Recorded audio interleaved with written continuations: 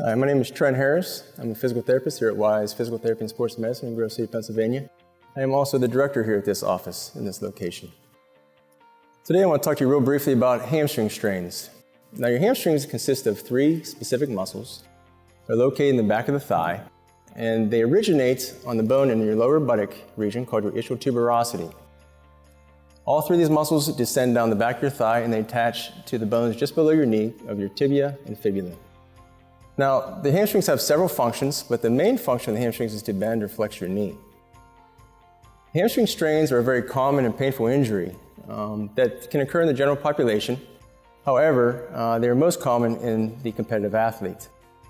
The mechanism of injury or the cause of injury is due to an overload type force being placed on the muscle, causing the muscle to tear and overstretch. Activities such as running, jumping, explosive type movements, these are all causes of a hamstring strain. Now there are two other factors that can cause or contribute to a hamstring strain, and that is having weak gluteal muscles and tight quadriceps. When you have this combination, the pelvis can rotate forward slightly. And when that happens, you're putting your hamstring in a risk position because that hamstring is going to be in a more stretched and taut position. The hamstrings, there's three different grade levels to a hamstring strain. Grade 1 is where you overstretch the muscle, where there's no fibers of the muscle torn. It has just been overstretched, and this can take 2 to 4 weeks to heal. A Grade 2 strain is where you tear several fibers of the muscle, but all the muscles are not torn, or all the fibers are not torn, I'm sorry.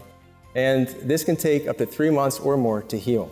Now, a Grade 3 strain is where you totally rupture the muscle and you tear all the fibers of that muscle. And this can take several months of rehabilitation, and this also sometimes will require surgery for full recovery. Now, there are some signs and symptoms of a hamstring strain that you should be aware of. Bruising and swelling. Pain. Pain is usually the number one indicator of a hamstring strain, and it's usually described to be more of like a stabbing, jabbing type of pain. And also you're going to lose motion of possibly of your knee and even up into the hip region. Also, you're going to lose strength throughout the hamstrings with a hamstring strain. Now, to diagnose a hamstring strain usually involves obtaining a medical history and performing a physical examination. Now, the physical examination consists of basically looking for the signs and symptoms that I had just recently stated. So, also for diagnosis, an X-ray can be utilized. An X-ray is utilized to determine if an avulsion fracture has occurred.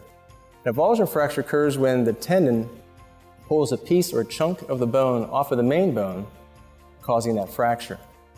MRIs are also used to determine the severity of the tear. It's going to determine if you had a Grade 2 strain compared to a Grade 3 strain. And this can also warrant sometimes, it can indicate for surgery. Treatments for a hamstring strain, initially it's going to be very important to follow the principle of RICE: rest, ice, compression, and elevation. This is going to help control the initial inflammatory response and help promote the healing process. It's going to be very important to try to initiate physical therapy as soon as possible after injury as well. During physical therapy, this is going to allow you to restore your normal function of the hamstrings and also promote the healing process. During physical therapy, one should expect to receive modalities such as ultrasound and electrical muscle stimulation. This is going to help promote the healing process. Also, during physical therapy, one should expect to receive manual techniques from the therapist, such as myofascial release, trigger point release, deep tissue massage, and also manual stretching of the hamstrings, quadriceps, and hip flexors.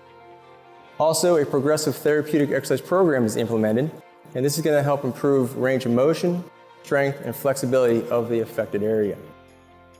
During the latter stages of the rehab program, agility training is performed, plyometrics, and also sport-specific training is utilized to ensure a safe response or return to sport or activity.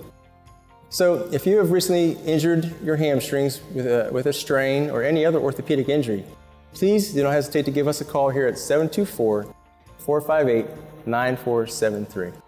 Thank you and have a great day.